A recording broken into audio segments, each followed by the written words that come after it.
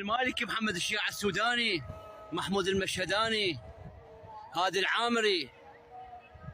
ألف ألف ألف ألف مبروك لكم، وألف ألف مبروك للشعب المستعبد لكم. والله يستاهل الشعب، والله يستاهل واحد يذله، والله يستاهل واحد حرامي وسافل وفاسد مثلكم ومثل اللي جبتوه يحكم هذا البلد. يستاهل هذا الشعب. تدري ليش يستاهل؟ لأن راضي بالعبودية. مو هذا محمود المشهداني اللي قبل فترة يقول احنا جينا من اجل تفليش هذا البلد ونهب خيراته وقتل اولاده؟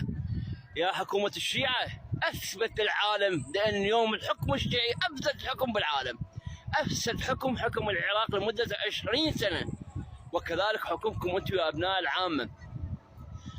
من النجف الاشرف احنا ما نقول الشعب نايم وما عنده علم بهذا الشيء، بل وعسى يصير عنده نوع من الادراك، وكافي بعد ولك خيراته كلها انهبت، ولكم خيراتكم راحت لغيركم، ولكم انذليتوا، ولكم صرتوا عبيد.